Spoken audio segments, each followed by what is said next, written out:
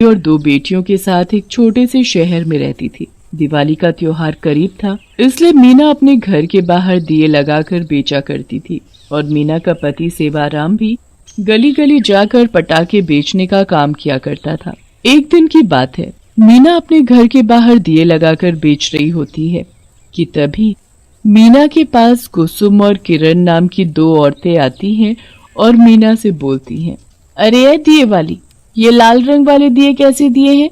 बहन जी 20 रुपए के 10 दिए हैं और आपको जिस भी रंग के दिए पसंद हो आप 20 रुपए में 10 ले सकती हैं। तभी किरण कुसुम से बोलती है, अरे कुसुम, तू क्या इन बेकार से दियों के चक्कर में पड़ी है? मेरे साथ चल, मैं तुझे मार्केट से रंग बिरंगी कैंडल दिलाती हूँ। फिर वो दोनों औरतें बिना दिया खरीदे वहां से जाने लगती हैं कि तभी मीना उनसे बोलती है, अरे बहन जी रुको तो, मैं आपको 20 रुपए में पूरे 20 दिए दूंगी। अरे हमें नहीं चाहिए तेरे ये बेकार से दिए। तभी मीना का पति सेवाराम आता है और पटाखों का टोकरा सर से उतारकर जमीन पर रख देता है। अजी, आज आप बड़ी जल्दी घर आ गए, और ये क्या? टोकरा तो पटाखों से पूरा भरा हुआ है। हाय रे मेरी कमर! अरे सुबह से सर पर पटाखों का टोकरा उठाए गली गली पटाखे बेच रहा हूँ, पर कोई हमारे पटाखे खरीदने को तैयार ही नहीं। लोगों को तो बस दुकान के बड़े बड़े रंग बिरंगे पटाखे चाहिए। हाँ, ऊपर से मेरी कमर ने भी जवाब दे दिया है। अजी ऐसे कैसे चलेगा? मेरे दिए भी कोई खरीदने को तैयार नहीं होता। लोगों को तो अब दिए नहीं बल्कि रंग बिरंगी मोमबत्तियां अच्छी लगती हैं। सुबह से मेरा एक भी दिया नहीं बिका है, ऊपर से अब तो घर में भी खाने को कुछ नहीं बचा है। अजी हम दोनों तो पानी पीकर अपना पेट भर लेंगे, मगर हमारी बेटियों का क्या? हमें उनके लिए तो खाने का इंतजाम करना ही होगा। सेवाराम पटाखों का टोकरा सर पर रखकर पटाखे बेचने के लिए जाने लगता है कि तभी मीना बोलती है, अजी आपकी कमर दर्द है इसलिए पटाखे मैं बेच आती हूँ। आप घर पर रहकर दिए बेचना और दोनों बच्चियों का ध्यान रखना। जैसे ही मीना सर पर पटाखों का टोकरा रखती है कि तभी उसकी छोटी बेटी कोमल मीना से बोलती है, माँ आज आप सारे पटाखे बेच कर आना, फिर रात को हम अच्छा अच्छा खाना खाएंगे। हाँ मेरी बिटिया रानी, आज देखना मैं सारे पटाखे बेच कर आऊंगी और फिर हम सब मिलकर बढ़िया बढ़िया खाना खाएंगे। ऐसे बोलकर मीना पटाखे बेचने के लिए चली जाती है और बाजार में जाकर जोर जोर से आवाज लगाकर पटाखे बेचने लगती है। पटाखे ले लो पटाखे, सबसे सस्ते और सबसे बढ़िया पटाखे। तभी एक बच्चा अपने पापा से पटाखे खरीदने की जिद करने लगता है। ले लीजिए न पटाखे भाई साहब, और वैसे भी मेरे पास सबसे सस्ते पटाखे हैं और दुकान पर तो यही पटाखे 3 गुना दाम में मिल रहे हैं। पटाखे बेचते बेचते मीना को दिन से शाम हो जाती है, पर उसका एक भी पटाखा नहीं बिकता। मीना सड़क के किनारे खड़े होकर रोने लगती है, हे भगवान, मेरा तो एक भी पटाखा नहीं बिका है। अब मैं अपनी बेटियों को अच्छा अच्छा खाना कैसे खिला पाऊंगी। मीना आंखों में आंसू लिए सड़क के किनारे चल रही होती है और अपनी बेटियों के बारे में सोचते हुए कब वो सड़क के बीचों बीच आ जाती है उसे पता ही नहीं चलता कि तभी एक कार तेजी से मीना की ओर आती है और उसे टक्कर मारकर चली जाती है। कार से टक्कर लगते ही मीना की उसी समय मौत हो जाती है और मीना एक चुड़ैल बन जाती है। हे भगवान, ये क्या हो गया? मैं मर नहीं सकती। अब मेरी बच्चियों का क्या होगा? वो मेरी राह देख रही होंगी। ये माँ सारे पटाखे बेचकर घर आएंगी और हमें अच्छा अच्छा खाना खिलाएंगी। अब मैं क्या करूं?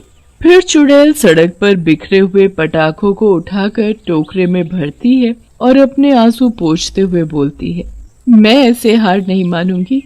मैं अपने सारे पटाखे बेच कर ही रहूंगी। इन अमीर लोगों को क्या लगता है कि बस दुकान के महंगे पटाखे ही बढ़िया होते हैं। अब देखना मैं कैसे अपने सारे पटाखे बेचती हूँ। चुड़ैल फिर से मीना के रूप में बदल जाती है और बाजार में जाकर एक दुकानदार को अपने पटाखे बेचने लगती है। ओ लाला, आपकी दुकान से तो लोग फटाफट पटाखे खरीद कर ले जा रहे हैं। लाला, आप मेरे पटाखे खरीद लो, मेरे पास सबसे सस्ते पटाखे हैं। मुझे पागल समझा है क्या, जो मैं तेरे ये बेकार से पटाखे खरीदूंगा? चल जा यहाँ से, ना जाने कहाँ कहाँ से चले आते हैं। चुड़ैल लाला की दुकान के सामने अपना पटाखों का टोकरा रखकर बैठ जाती है और पटाखे बेचने लगती है। कुछ लोग दुकान से महंगे पटाखे ना खरीदकर मीना से सस्ते पटाखे खरीदने लग जाते हैं। ये देखकर लाला को बहुत गुस्सा आता है और वो मीना के पास जाकर बोलता है, अरे ए पटाखे वाली, चल मेरी दुकान के सामने से अपना ये पटाखों का टोकरा उठाकर यहाँ से खिसक ले, नहीं तो अच्छा नहीं होगा। एक तो लोगों को इतने महंगे पटाखे बेचकर उन्हें ठगता है और अब मुझे मेरे सस्ते पटाखे बेचने से मना कर रहा है। अच्छा अच्छा अच्छा, तू चिल्ला मत। देख, मैं तेरे पटाखे खरीदने को तैयार हूँ। तू अपना टोकरा लेकर मेरी दुकान में तो चल, फिर बात करते हैं। मीना टोकरा लेकर लाला की दुकान में जाती है। मैंने तो पहले ही कहा था कि मुझसे पटाखे खरीद लो, पर तुम माने ही नहीं। मैं तेरे सारे पटाखे खरीद लेता हूँ, पर तू फिर मेरी दुकान के सामने पटाखे नहीं बेचेगी, है? देख, मैं तेरे इन सारे पटाखों के 500 रुपए से ज्यादा पैसे नहीं दूंगा। लाला, मुझे पागल समझता है क्या? तू एक पटाखा 100 रुपए में बेचे और मैं तुझे अपने सारे पटाखे सिर्फ 500 रुपये में दे दूं। अच्छा, तो तू ऐसे नहीं मानेगी। रुक, अभी बताता हूँ तुझे तो मैं। अरे ओ रामू शामू, जरा इस पटाखे वाली के हाथ पैर और मुंह बांध कर से बोरे में भरकर नाले में तो फेंका ना है? फिर देखता हूँ कैसे मेरी दुकान के सामने बैठकर अपनी ये बेकार से पटाखे बेचती है। जैसे ही रामू श्यामू मीना का हाथ पकड़ते हैं, मीना को गुस्सा आ जाता है और वो एक चुड़ैल में बदल जाती है। मुझे नाले में फेंकेगा? रुक, अभी बताती हूँ तुझे मैं। ऐसा बोलकर चुड़ैल रामू का गला पकड़ती है और उसे हवा में उठाकर दूर फेंक देती है। तुम जैसे दुकानदार ही हम जैसे गरीब लोगों का फायदा उठाकर हमसे सस्ते में सामान खरीदकर उन्हें महंगे दामों पर बेचकर पैसा कमाते हैं और हम जैसे लोग गरीब की गरीब ही रह जाते हैं। अरे शर्म आनी चाहिए तुम्हें। अब मैं किसी को नहीं छोड़ूंगी, एक एक को मार डालूंगी। लाला, तू तो गया काम से। अरे अरे चुड़ैल बहन, मैं तो मजाक कर रहा था। मैं आपको पूरे 5000 रुपए ही दूंगा, पर मुझे कुछ मत करना है। मैं आपके आगे हाथ जोड़ता हूँ और आपसे वादा करता हूँ कि मैं आपसे ही पटाखे खरीदूंगा। हाँ, और उन पटाखों के आपको अच्छे दाम भी दूंगा। ठीक है लाला, और अगर तूने कोई चालाकी की तो मैं तुझे छोड़ूंगी नहीं। ऐसा बोलकर चुड़ैल फिर से मीना का रूप ले लेती है और लाला से अपने पटाखों के 5000 रुपए लेकर अपने घर आ जाती है। मीना, तुम्हें घर आने में इतनी देर कैसे हो गई? अजी देर तो होनी ही थी। मैं सारे पटाखे जो बेच कर आई हूँ मेरी बच्चियों देखो, आज मैं तुम दोनों के लिए कितनी सारी खाने की बढ़िया बढ़िया चीजें लाई हूँ। तुम दोनों अंदर जाओ और आराम से बैठकर खाओ। मीना की दोनों बेटियां सामान लेकर कमरे में चली जाती हैं। अजी ये देखो, मैं पटाखे बनाने का सामान भी खरीद कर ले आई हूँ। जब तक आपकी कमर ठीक नहीं हो जाती तब तक मैं ही रात में पटाखे बनाऊंगी और उन्हें बेच कर आऊंगी। और एक बात बताना तो मैं आपको भूल ही गई, यही कि अब हमें गली गली पटाखे बेचने की जरूरत नहीं है। बाजार में जो लाला पटाखे वाला है ना, वही हमसे हमारे बनाए हुए सारे पटाखे खरीदेगा। फिर रात में जैसे ही सब सो जाते हैं, मीना चुड़ैल के रूप में बदलकर अपनी जादुई शक्ति से पटाखे बनाने लग जाती है और पलक झपकते ही पटाखों से पूरा टोकरा भर देती है। और सुबह होते ही उन पटाखों को लाला की दुकान पर जाकर बेच आती है।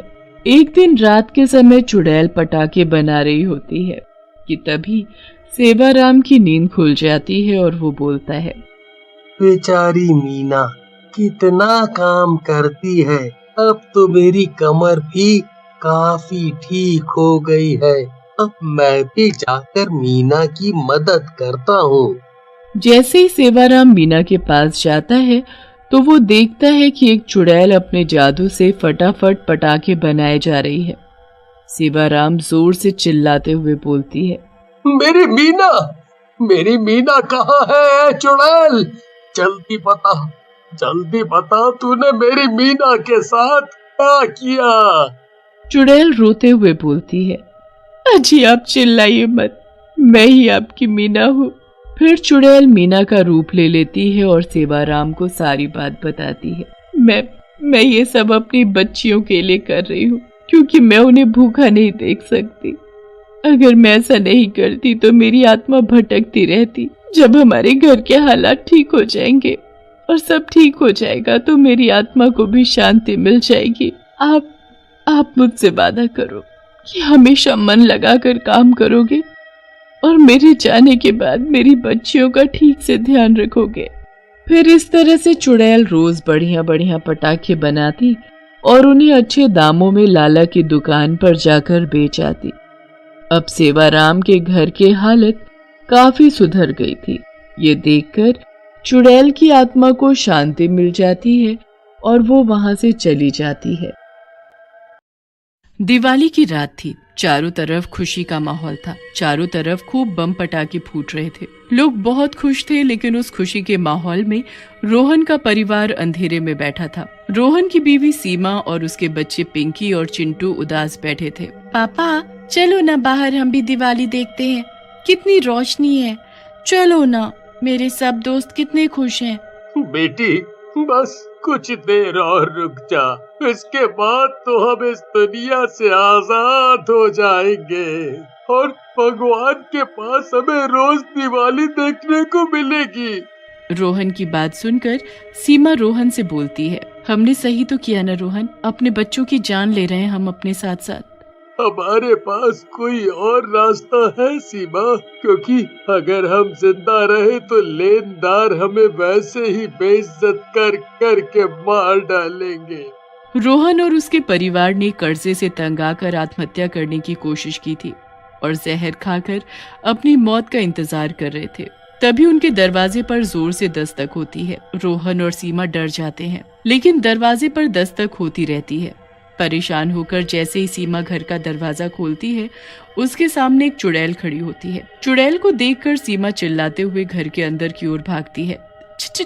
चुड़ैल, रोहन चुड़ैल आ गई। चुड़ैल भी सीमा के पीछे पीछे घर के अंदर आ जाती है। सीमा और बच्चे रोहन के पीछे छुप जाते हैं। चुड़ैल, तुम हमारे घर क्यों आई हो? चली जाओ यहाँ से, हमें शांति से रहने दो। रोहन की बात सुनकर चुड़ैल बोलती है, मैं जहाँ जाती हूँ शांति वहाँ अपने आप हो जाती है। मैं तुम सबको मारकर इस घर में रहूंगी।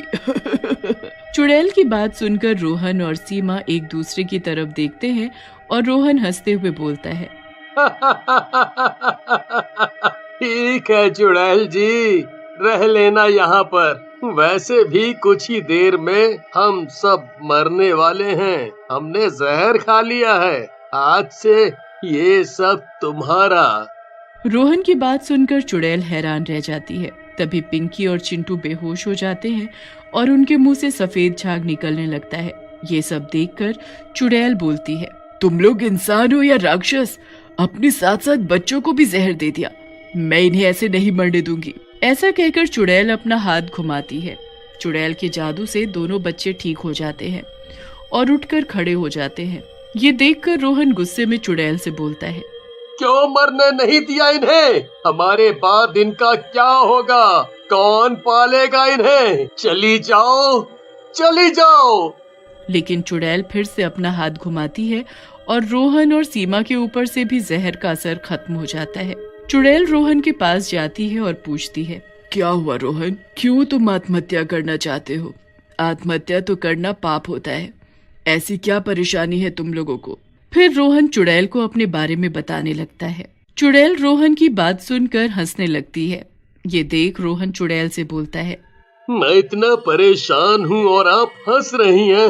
आपके साथ अगर हुआ होता तो आपको पता चलता।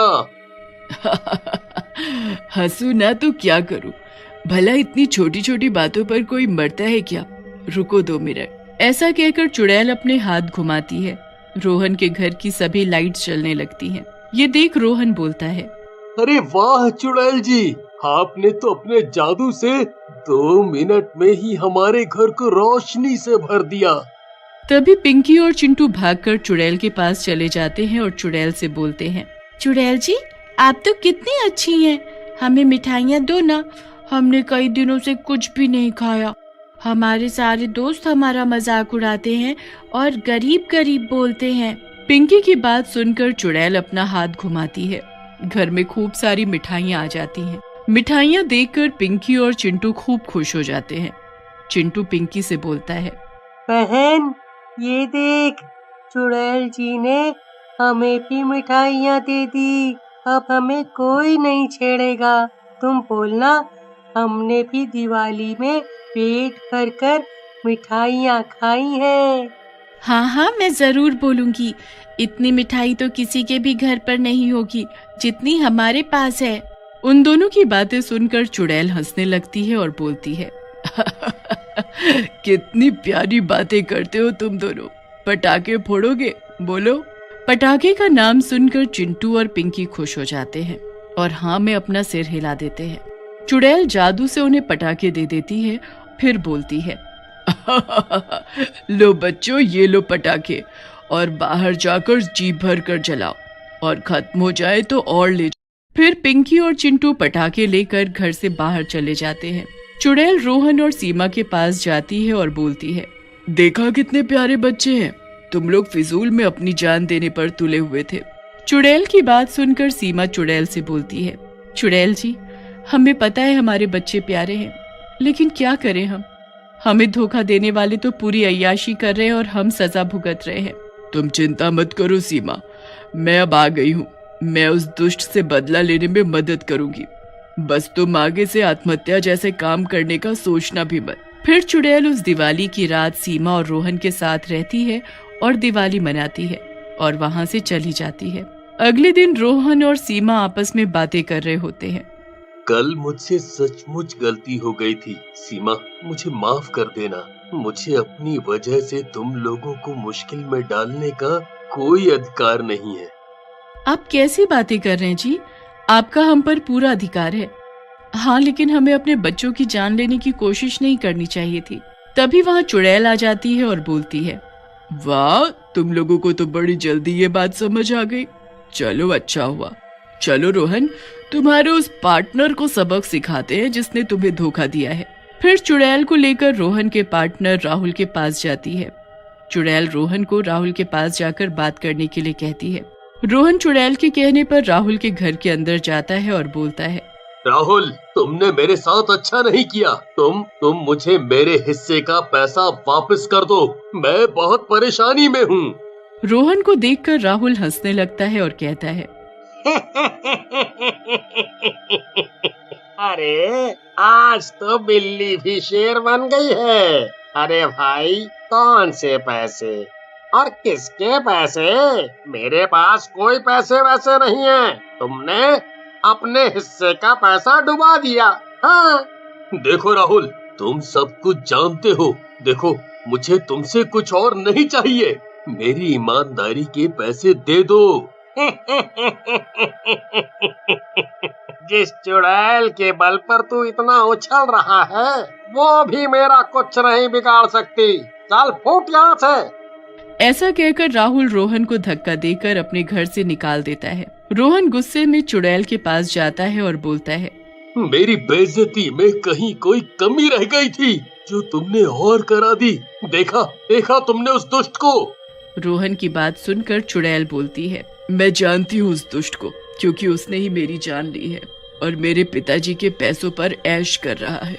मैं उसकी पत्नी हूँ। फिर चुड़ैल रोहन को अपने और राहुल के बारे में बताती है, जिसे सुनकर रोहन बोलता है, ये तो बहुत ही गंदा आदमी है। आपने इसकी जान क्यों नहीं ली? रोहन, तुम्हें क्या लगता है मैंने कोशिश नहीं की? मैं चाहकर भी उसकी जान नहीं ले सकती जब तक उसके गले में वो लॉकेट है। अगले दिन रोहन फिर से राहुल के घर जाता है। रोहन को देखकर राहुल आग बबूला हो जाता है। तू फिर आ गया? चला जा यहाँ से, नहीं तो यहीं मार डालूंगा तुझे। राहुल को गुस्से में देखकर रोहन बोलता है, गुस्सा मत करो राहुल, मैं यहाँ से जा रहा हूँ किसी दूसरे शहर में। बस आखिरी बार तुमसे गले मिलना चाहता हूँ। आखिर तुम भी मेरे पार्टनर रहे हो। बहुत जल्दी अकल आ गई तुम्हें। आओ। फिर राहुल और रोहन गले मिलते हैं। रोहन चुपके से राहुल के गले का लॉकेट उतार लेता है। तभी वहाँ चुड़ैल आ जाती है। चुड़ैल को देखकर राहुल बोलता है, तो ये तेरी योजना थी चुड़ैल, हाँ? इस जोकर के जरिए मुझसे बदला लेने की। लेकिन जब तक ये लॉकेट मेरे गले में है, कोई मुझे छू नहीं सकता, समझे? ऐसा कहकर राहुल अपने गले में हाथ फेरता है और लॉकेट को ना पाकर बोलता है, मेरा लॉकेट कहाँ गया? रोहन राहुल को लॉकेट दिखाते हुए बोलता है, ये रहा तेरा लॉकेट राहुल। अब तुझे कोई नहीं बचा सकता। तेरे पाप का घड़ा भर चुका है। चुड़ैल जी, आप इससे अपना बदला ले लो। चुड़ैल राहुल की तरफ बढ़ती है। मुझे माफ कर दो प्रिया, मुझसे गलती हो गई। मुझे माफ कर दो। मुझसे भी आज एक गलती हो रही है मेरे प्राणनाथ, मैं आपकी जान ले रही हूँ। ऐसा कहकर चुड़ैल राहुल को मार डालती है और राहुल को सारे पैसे और अपनी सारी प्रॉपर्टी देकर वहाँ से चली जाती है। मैं मिट्टी के बर्तन बनाया करती थी। समीरपुर नाम का एक गांव था। उस गांव में बसंता अपनी 8 साल की बेटी पिंकी के साथ रहती थी। पिंकी अपाहिज थी। घर चलाने के लिए बसंता घर में मिट्टी के बर्तन बनाया करती थी। दिवाली आने वाली थी, इसलिए बसंता मिट्टी से दिए बनाकर बेचा करती थी। एक दिन बसंता थकी हारी घर लौटती है। आज भी कोई दिया नहीं बिका, ऐसे कैसे घर चलेगा। माँ, उदास मत होइए, आज नहीं तो कल हमारे दिए जरूर बिकेंगे। अच्छा माँ, एक बात बोलूं? हाँ मेरी बच्ची, बोलो। मैं सोच रही थी कि क्यों ना हम दिए के साथ साथ पटाखे भी बेचे। क्या पता पटाखे के साथ साथ दिए भी बिक जाए हमारे। बात तो तुम बिल्कुल सही बोल रही हो, पर मैं तुम्हें इस हालत में अपने साथ नहीं ले जा सकती। माँ, मैं घर में बैठी बैठी बोर हो जाती हूँ, आपके साथ जाऊंगी तो मुझे अच्छा लगेगा। ठीक है, कल हम दोनों साथ में चलते हैं। सुबह होते ही दोनों साथ में पटाखे बेचने निकलते हैं। पटाखे ले लो, पटाखे ले लो, पटाखे ले लो। तभी एक आदमी उनके पास आता है। ये भी कोई पटाखे होते हैं? ये सब कचरा है, कचरा।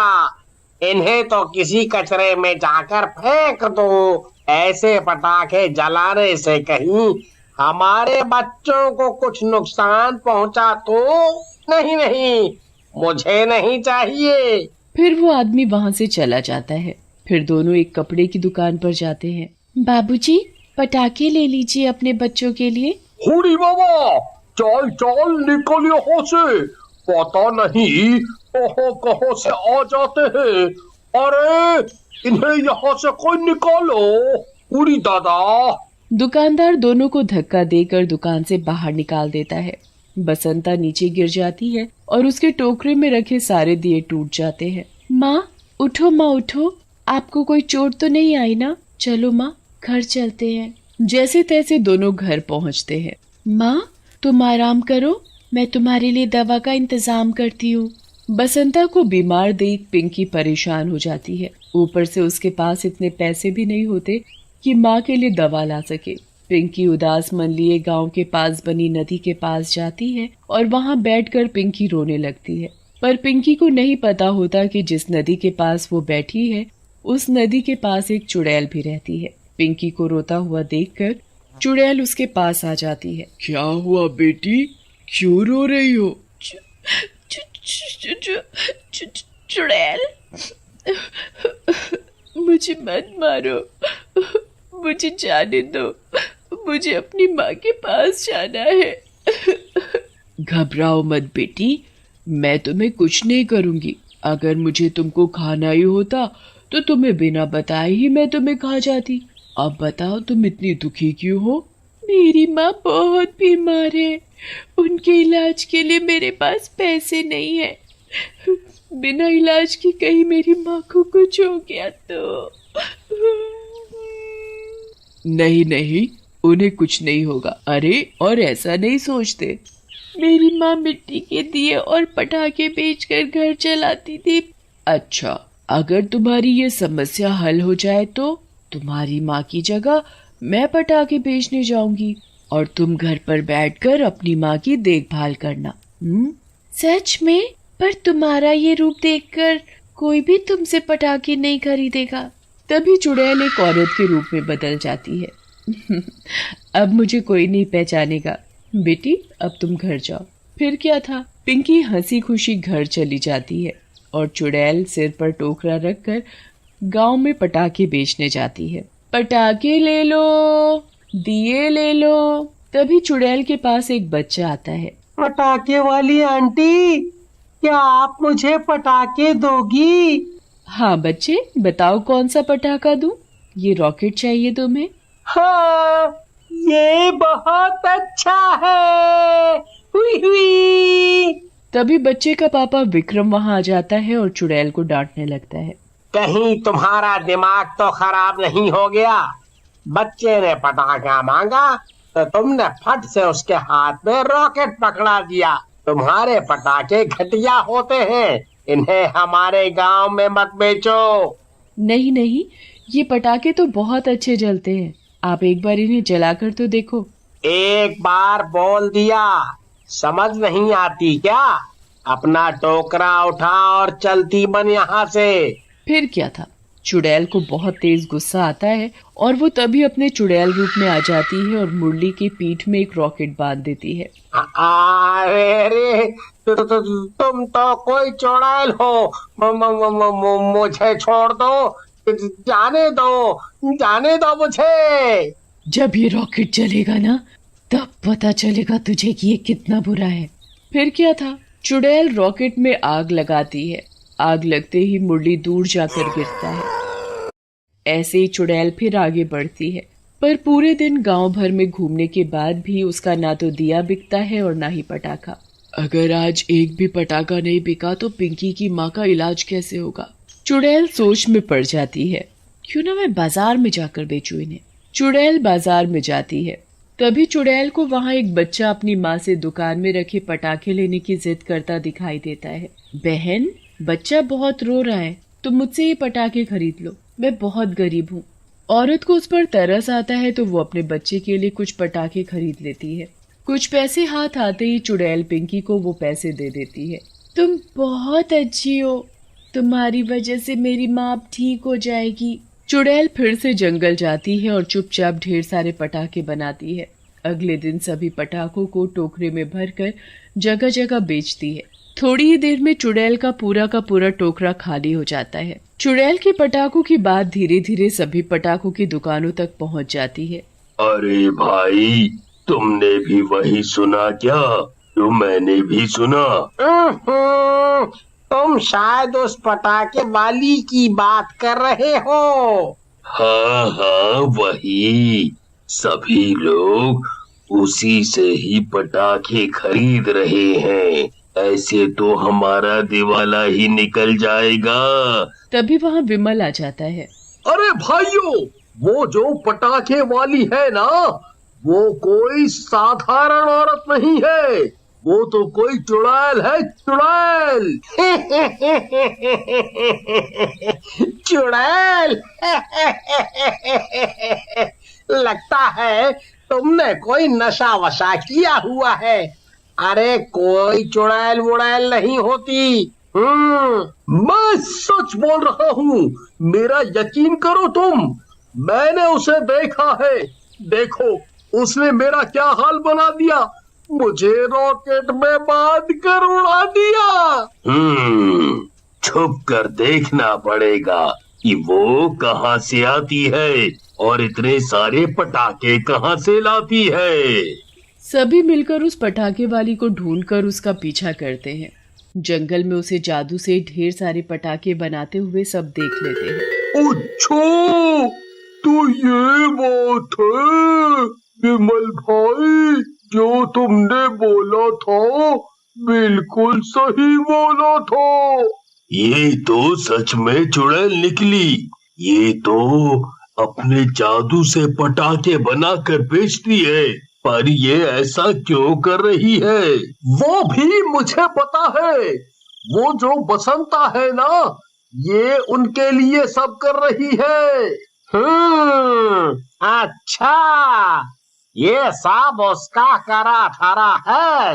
भाइयों, वो हम सबसे बदला ले रही है, क्योंकि हम उसके पटाखे और दिए बिकने नहीं देते ना, इसलिए उसने इस चुड़ैल को अपने घर पनाह दे रखी है। चलो भाइयों, आज उस बसंता की खैर नहीं, सभी को चुड़ैल के बारे में बताते हैं। फिर सभी लोग गांव में जाकर सबको चुड़ैल के बारे में बता देते हैं। अच्छा, तभी मैं कहूँ कि उसके पटाखे कुछ अजीब ही हैं। अरे इसका मतलब हमारे गांव पर चुड़ैल का साया है। ऐसे तो वो एक एक करके हम लोगों को खा भी सकती है। नहीं नहीं, ऐसा नहीं होगा। चलो भाइयों सब, आज हम उस चुड़ैल को मार डालेंगे। फिर क्या था, पूरा गांव हाथ में मशाल लिए बसंता के घर पहुंच जाता है। बसंता, ओ बसंता, बाहर निकल। बीमार हालत में ढीली सी बसंता और पिंकी घर से बाहर आते हैं। क्या हुआ भाइयों, इतनी भीड़ क्यों लगा रखी है? क्या बात है? अरे इन्हें उस चुड़ैल के बारे में सब पता चल गया। उस चुड़ैल को आज हम मार डालेंगे। भाइयों, ऐसा करते हैं, इस घर में ही आग लगा देते हैं, चुड़ैल खुद ब खुद जलकर मर जाएगी। नहीं नहीं, मेरा घर मत जलाओ, वो चुड़ैल तो बहुत अच्छी है। तभी वहाँ चुड़ैल भी आ जाती है।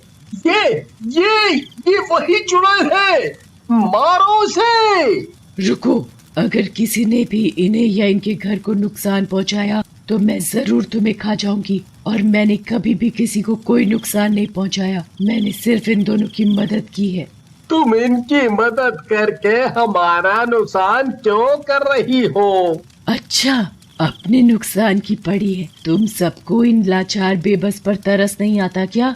अगर तुम लोग कुछ गरीब लोगों से दिए और पटाखे खरीद लो तो उनके घर में 4 पैसे आएंगे और वो भी तुम सब की तरह अपनी दिवाली मना सकते हैं। इन गरीब लोगों को तुम सब धुतकार कर भगा देते हो। तुमने बिल्कुल सही कहा। इस दिवाली पर हम सभी बसंता के बनाए हुए दिए ही जलाएंगे। फिर दिवाली आती है और पूरा गांव बसंता के बनाए दियों से जगमगा रहा होता है।